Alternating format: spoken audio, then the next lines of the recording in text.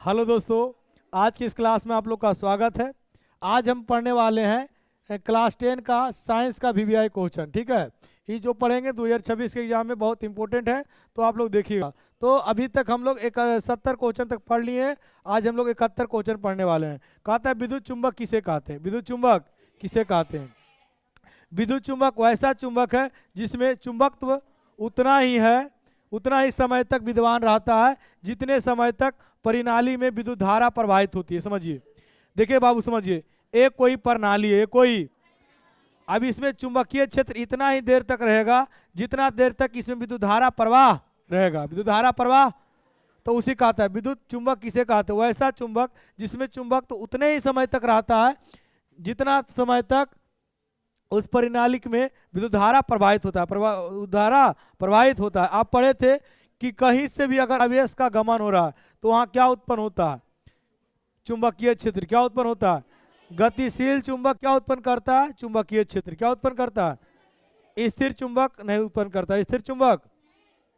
अगला क्वेश्चन, एनोडीकरण किसे कहते हैं? वीवीआई क्वेश्चन है।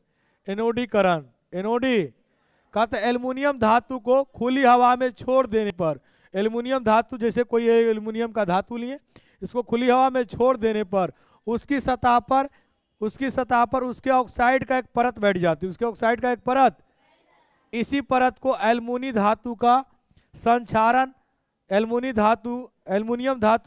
संक्षारण आगे रुक जाता है। एल्युमिनियम पर मोटी ऑक्साइड की परत बनना ही क्या कहलाता है? एनोडीकरण। क्या कहलाता है? आज याद कैसे रखिएगा कि जब कोई एल्युमिनियम की धातु को खुली हवा में छोड़ देते हैं तो उस पर एक परत बैठ जाती है। उस पर एक परत, और परत क्या करती है? एल्युमिनियम धातु को संक्षारण को रोकती है। संक्षारण को रोकती है। एल्युमिनियम के इसी मोटे परत को एनोडीकरण कहते हैं। क्या कहते हैं?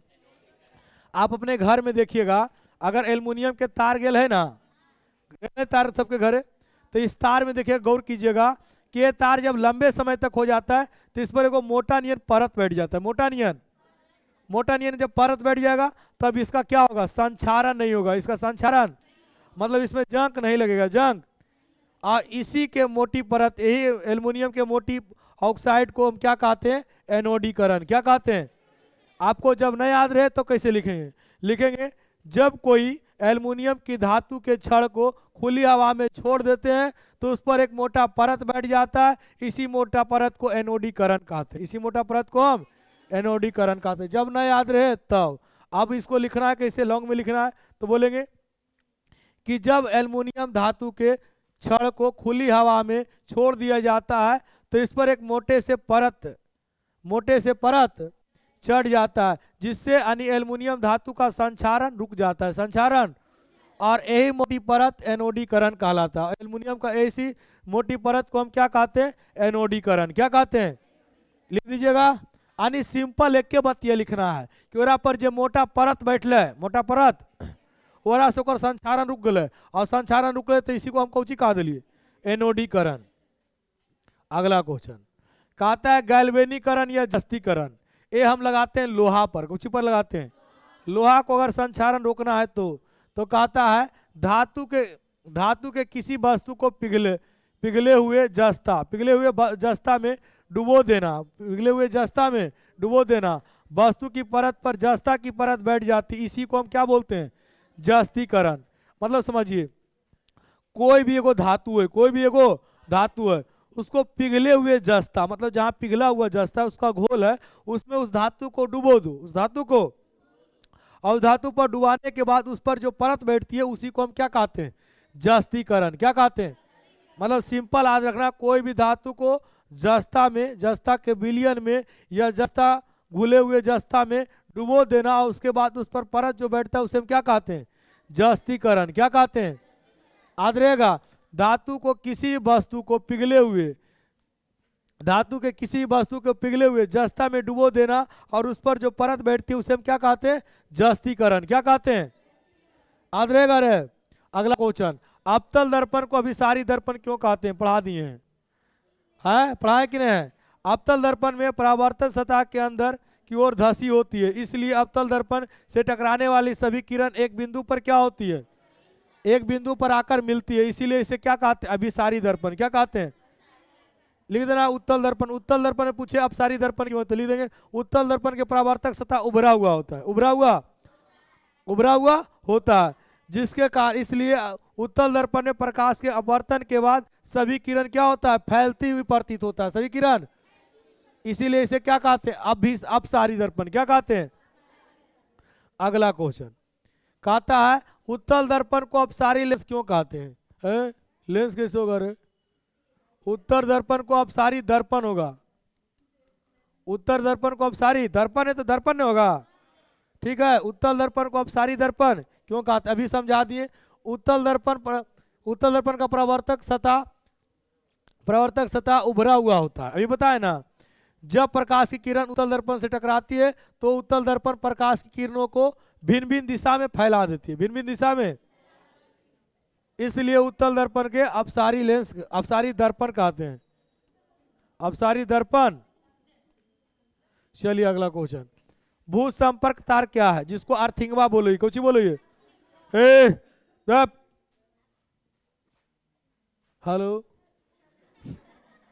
देखो चेक कर रहे थे, मजाक नहीं कर रहे थे, समझ गए? आवाज जाओ कि नहीं। भू संपर्क तार क्या है? कहता है भू संपर्क तार जिस पर हरा रंग या विद्युत रोधी आवरण हो, हरा रंग या विद्युत रोधी, घर के निकट भूमि के भीतर या गहराई में पर स्थित धातु को प्लेट में संयोजित होता हो। घर में अर्थिंग देखनी है ना, अर्थिंग में समझ ले, ठीक हो? कौन चीज समझ लेंगे? भू संपर्क तार का रंग कैसा होता है? हरा। कैसा होता है? हरा रंग के विद्युत रोधी आवरण होता है। विद्युत रोधी आवरण मतलब समझ गए? मतलब प्लास्टिक का इस पर आवरण होगा, प्लास्टिक का इस पर आवरण होगा।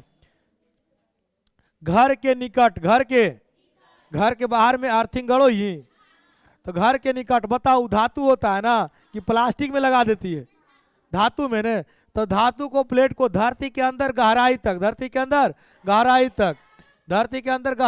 पर स्थित धातु को प्लेट में संयोजित करते हैं। तार को क्या करते हैं?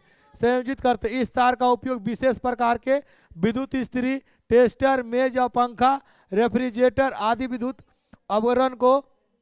उपकरणों को विद्युत से सुरक्षा में किया जाता है। समझिए अर्थिंग क्या करता है? अर्थिंग ये हला नहीं, अर्थिंग जैसे कि आप नया फ्रिज खरीदे, नया आप फ्रिज में कभी कभी अर्थिंग आता है, उसको छुइएगा झंझना देगा, ले है ना। तो उसी लिए उसमें 3 तार होता है। कई तार होता है? ठंडा गर्म तो गेवे केलो, एक वो अर्थिंग रहेगा जो क्या करेगा, अगर तनी मन भी उसमें विद्युत आ रहा है तो उसको क्या करेगा? अर्थिंग को कहाँ पहुंचा देगा? धरती में। कहाँ पहुंचा देगा? कभी ट्रक उरक में देखी है धातु तो सिकल उकल लपेट के गिरा देता है, काहे ले बताइए? मान के चलिए कभी भी किसी तार के संपर्क में आएगा तो उससे क्या होगा? उसका जो धरती में कहाँ होगा, जो अर्थिंग होगा वो धरती ले लेगा और अर्थिंग क्या हो जाएगा? खत्म हो जाएगा, शून्य कर देगा। समझ गए ना? तो इसीलिए लीकेज उकेज के लिए अर्थिंग दिया जाता है। क्या दिया जाता है? अर्थिंग। अगला क्वेश्चन, उभयधर्मी पदार्थ किसे कहते हैं? वैसा पदार्थ जो अम्ल और क्षार दोनों को साथ अभिक्रिया करता है उसे क्या कहते हैं? उभयधर्मी। जैसे में कौन है? जिंक है, एल्यूमिनियम है और कांच है। जिंक है और एल्यूमिनियम है। और अगला क्वेश्चन, संचारण किसे कहते हैं? इसके 2 उदाहरण दीजिए। जब कोई धातु आपस अम्ल या नमी से अभिक्रिया करके संचारित हो, इसे हम क्या कहते हैं? संचारण। क्या कहते हैं? उदाहरण चांदी के ऊपरी भूरी परत। उदाहरण क्या होगा? चांदी के ऊपरी भूरी परत और तांबे के ऊपरी हरी परत। तांबे के ऊपरी हरी परत। नहीं ठीक हो? अरे लड़की लोग निकालती है तो हम नहीं निकालेंगे। लड़की लोग पता है पूरा बाल झाड़ लेते, एगो इन्हें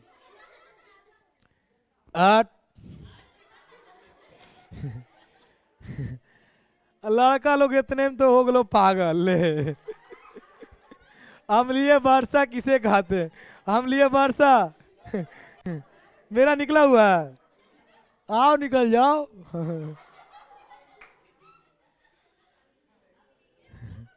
अम्लीय वर्षा किसे कहते हैं? अम्लीय वर्षा कहता है विभिन्न उद्योगों और वाहनों को निकलने वाले हानिकारक गैस जैसे सल्फर डाइऑक्साइड, और नाइट्रेट ऑक्साइड और नाइट्रेट आई वायुमंडल में आदि वायुमंडल में उपस्थिति जलाव से अभिक्रिया करके, मतलब जल से अभिक्रिया करके अम्ल, सल्फ्यूरिक अम्ल, नाइट्रिक अम्ल का निर्माण करता है। नाइट्रिक अम्ल का जो वर्षा के साथ जमीन पर आता है, जो वर्षा के साथ, इसे ही क्या कहते हैं? अम्लीय वर्षा। हला नहीं, अम्लीय वर्षा से किसको खतरा है? जो ऊंचे ऊंचे इमारत है, ऊंचे ऊंचे, जैसे ताजमहल, कुतुब मीनार, ये सब समझ गए ना, ये सब को खतरा है। तो याद रहेगा विभिन्न, अरे समझ लो, समझ गए, मीटिंग में जाके यही करना।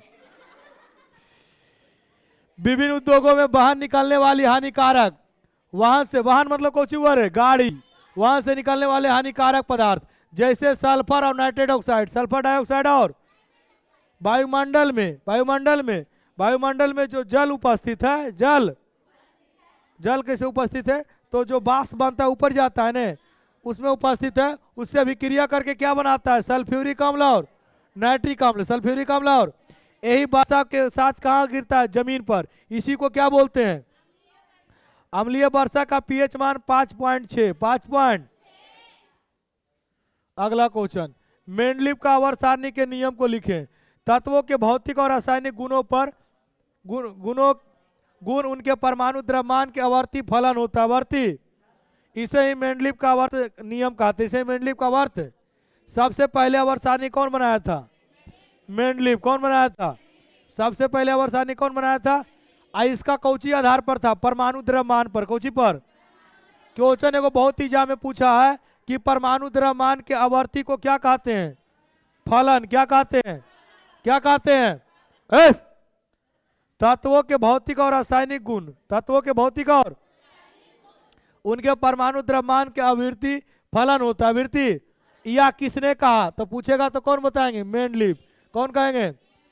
इसे नियम को ही क्या कहते हैं? आवर्त नियम। क्या कहते हैं? आवर्त नियम किसने दिया? मेंडलीव। किसने दिया? या मेंडलीव के अनुसार जो पीरियोडिक टेबल बना था वो किस पर आधारित था? परमाणु द्रव्यमान पर। किस पर है? लेकिन मौसले जो बनाया वो परमाणु संख्या पर। कौची पर बनाया? सबसे पहले आवर्त सारणी कौन बनाया था? चलिए, अपमार्जक और साबुन का स्थान, अपमार्जक ने साबुन का स्थान क्यों ले लिया? क्यों? कहता अपमार्जक की रासायनिक प्रकृति साबुन से भिन्न है, साबुन से अलग है, साबुन से, यह सफाई के लिए साबुन से अच्छा पदार्थ है, साबुन से, क्योंकि यह जल से जल्दी घुल जाता है। अच्छा, अपमार्जक मतलब कोची हुआ है? नहीं जानता है? सरफ। कोची होता है? अपमार्जक मतलब कोची होता है? सरफ। क्योंकि यह जल से जल्दी घुल जाता है। घुलता है कि नहीं घुलता है? साबुन लिया, बाल्टी में रख दिया, ठीक, एक बाल्टी में कौची रख दिया? सरफ। कौन जल्दी घूरेगा? इसीलिए आलोक अपमार्जक ने साबुन को पीछे इसलिए छोड़ दिया क्योंकि ये जल्दी घुल जाता। तथा कठोर जल के साथ आप विलय कैल्शियम और मैग्नीशियम लवण नहीं बनाता, अतः कठोर जल के साथ खूब झाग देता है कि नहीं देता? सरफ ज्यादा झाग देता है जी, इसीलिए साबुन पीछे छूट गलो, अपमार्जक आगे हो गलो। तुम लोग लिख देना, पता है कौची? कि कपड़ा धोते हैं तो साबुन जल्दी नहीं फेनाता है, ठीक है, और सरफ जालते के साथ फेना जाता है, समझ गए, मैलियो निकाल देता है, लगने नहीं पता, इसलिए हम साबुन छोड़कर सरफ इस्तेमाल करने लगे या अपमार्जक इस्तेमाल करने लगे। ना याद रहेगा, लिख दियो, गलत नहीं जाएगा, कहेगा नया परिभाषा बना। अरे एक ही बात है ना, बात तो वही निकला ना, ये फेना रहा है कि नहीं फेना रहा है। रासायनिक समीकरण किसे कहते हैं?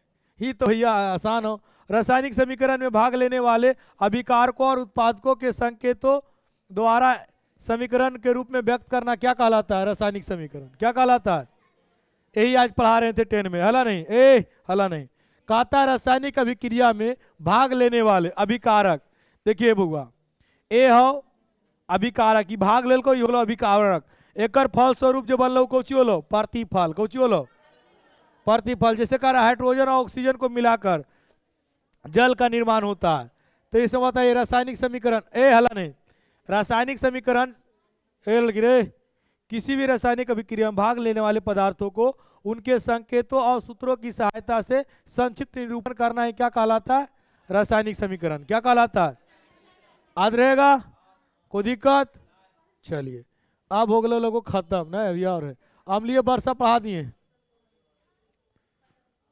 भौतिक गुणों के आधार पर धातु और धातु में अंतर बताइए, नहीं पढ़े गए? ये हो गया है।